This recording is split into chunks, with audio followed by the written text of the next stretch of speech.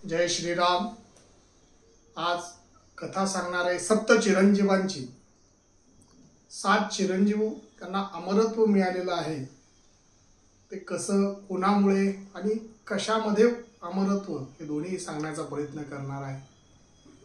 श्लोकानुसार अश्वत्थामा बलिर्व्यासो हनुमांश्च विभीषणः कृपा परशुरामश्च सप्तैते चिरजीविना, असे हे 7 चिरंजीव सांगितलेले आहेत। 7 चिरंजीवांपैकी पहिलं नाव श्लोकानुसार येतं अश्वत्थाम्याचं।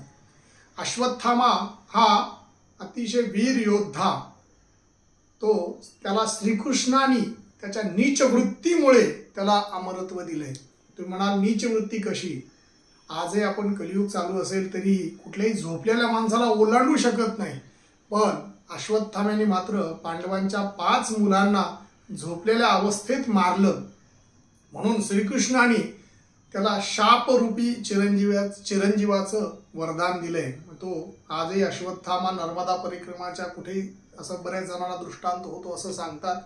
अश्वत्थाम्याला डोक्यावर मणी होता, तो काढून त्या मण्यातनं सतत रक्त येतं, पू येतं असं सांगितलेलं आहे, म्हणून तो नीच वृत्तीमध्ये चिरंजीव असं आपण म्हणू शकतो। हा श्लोकानुसार अश्वत्थामा हा 1 नंबरला येतो। 2 नंबर बलिराजा, दानातली अंतिम सीमा। बलिराजा एवढं दान कोणी करू शकत नाही, म्हणून दानात जो चिरंजीव म्हणायला हरकत नाही। दानातला चिरंजीव कोण असेल तर बलिराजा। बलिराजाला वामन अवतारामध्ये भगवान वामनांनी त्याला चिरंजीवाचं वरदान दिलेलं आहे। त्याला पाताल लोकाचं स्वामी बनवलंय आणि त्याला चिरंजीवाचं वरदान दिलं। दान वृत्तीमध्ये सगळ्यात श्रेष्ठ चिरंजीव कोण असतील तर बलिराजा। अश्वत्थामा बलिर्व्यास। 3 नंबरला व्यासांचं नाव येतं। व्यासोश्चिष्टम जगत सर्वम। जेवढं ज्ञान आहे तेवढं व्यासांकडनं उष्ट आलंय असं म्हणू शकतो आपण। श्रीकृष्णांनी व्यासाला चिरंजीवाचं वरदान दिलंय। आजही व्यास पौर्णिमा आपण आषाढ पौर्णिमेला करतो, ती व्यासांच्या नावाने होते। एवढे हे व्यास ज्ञानी आणि सर्वश्रेष्ठ, म्हणून ज्ञानामध्ये चिरंजीव असलेले हे व्यास, त्यांना ज्ञानामध्ये चिरंजीवित्व मिळालेलं आहे। अश्वत्थामा बलिर्व्यासो हनुमांश। मारुतीराय यांना दास भक्तीमध्ये चिरंजीव आपण म्हणू, त्यांच्यावर दास्यत्व कोणी करू शकत नाही। भगवान श्रीरामानी त्यांना अमरत्वाचं वरदान दिलेलं आहे। एकदा सीता मातेनी कपाळावर छोटंसं कुंकू लावलं होतं। ते कुंकू लावलेलं पाहिल्यानंतर मारुतीरायाने सीतामातेला विचारलं, हे माता हे काय लावलंय कपाळाला? बऱ्याच स्त्रिया बघितल्या, कपाळाला काही दिसलं नाही, पण तुझ्या कपाळावर काय? तर सीतामातेने सांगितलं होतं की माझ्या कपाळावरचं जे कुंकू आहे प्रभू रामाचं आयुष्य वाढवणार आहे, म्हणून मी कपाळावर थोडंसं कुंकू लावते, सेंदूर लावते। असं म्हणल्यानंतर मारुतीराय म्हणले, एवढ्या कुंकवाने जर रामाचं आयुष्य वाढत असेल तर मी माझ्या अंगालाच सिंदूर लावून घेतो। म्हणून मारुतीरायाने अंगाला सिंदूर लावलं आणि रामाने पाहिलं, अरे मारुतीराय काय करताय? म्हणले, नाही म्हणले, सीता मातेने एवढंसं कुंकू लावलं तर तुमचं आयुष्य वाढणार असेल तर मी माझ्या अंगाला सिंदूर लावतो आणि तुमचं आयुष्य वाढावं। अशा पद्धतीने दास्य भक्ती जी आपण म्हणतो, दास्य भक्तीतला सगळ्यात मोठा चिरंजीव कोण असेल तर भगवान हनुमंतराय आहेत। आता श्लोकानुसार हे 4थं नाव येतं अश्वत्थामा बलिर्व्यासो हनुमांश विभीषण। विभीषण रावणाचा भाऊ। आपण जर बघितलं, स्वार्थ वृत्तीमध्ये चिरंजीव असं म्हणायला हरकत नाही। त्याला श्रीरामानीच त्यांना चिरंजीवित्व दिलेलं आहे। फक्त तसं पाहायला गेलं तर भक्तामध्ये सुद्धा श्रेष्ठ आहेत, पण स्वार्थ वृत्ती कुठं आली ते सांगतो।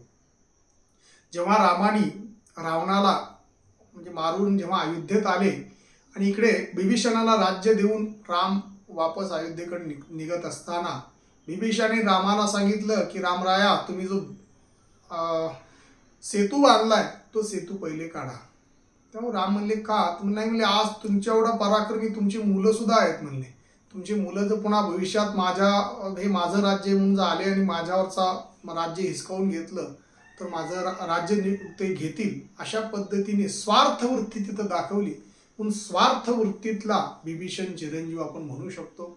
अश्वत्थामा बलिर्व्यासो हनुमांश विभीषण कृपा परशुरामश्च। कृपाचार्य हे अश्वत्थाम्यांचे मामा, ज्यांनी दुधासाठी आयुष्यभर गादीचं रक्षण केलं, त्यांना हे अमरत्व दिलं असेल कोणी तर भीष्माचे वडील शंतनू राजांनी दुधासाठी शंतनू राजांनी गाय दिली. त्या गायीच्या बदल्यामध्ये त्यांनी सांगितलं की आजपासून मी तुमचा दास झालो, तुमच्या गादीचं रक्षण मरेपर्यंत करेल. तेव्हा शंतनू राजांनी ह्यांना दिलेलं जे अमरत्व आहे हे ते चिरंजीव आहेत.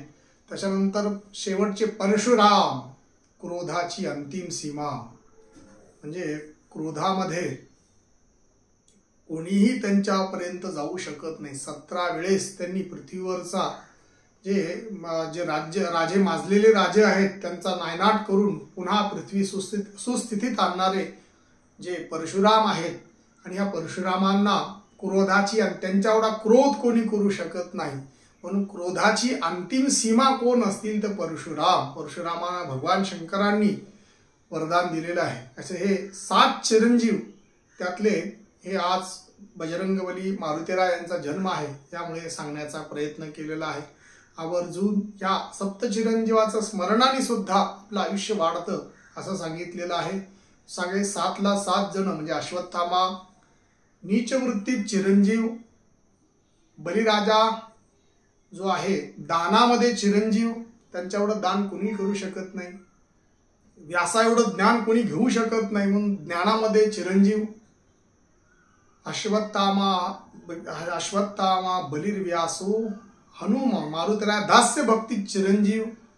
त्याच्यानंतर विभीषण स्वार्थवृत्तीत चिरंजीव. परशुराम हे क्रोधाची अंतिम सीमा असलेले परशुराम, हे ते क्रोधातले चिरंजीव, क्रोधाची अंतिम सीमा असलेले चिरंजीव. त्याच्यानंतर कृपाचार्य दुधासाठी आयुष्यभर कृतज्ञतापूर्वक कृतज्ञतेमध्ये चिरंजीव असं म्हणायला हरकत नाही. असे हे 7 चिरंजीव. जय श्रीराम. कथा आवर्जून आवडली असेल तर शेअर करा, चॅनलला सबस्क्राईब करा. अजून चांगली माहिती देण्याचा मी प्रयत्न करीन. जय श्रीराम.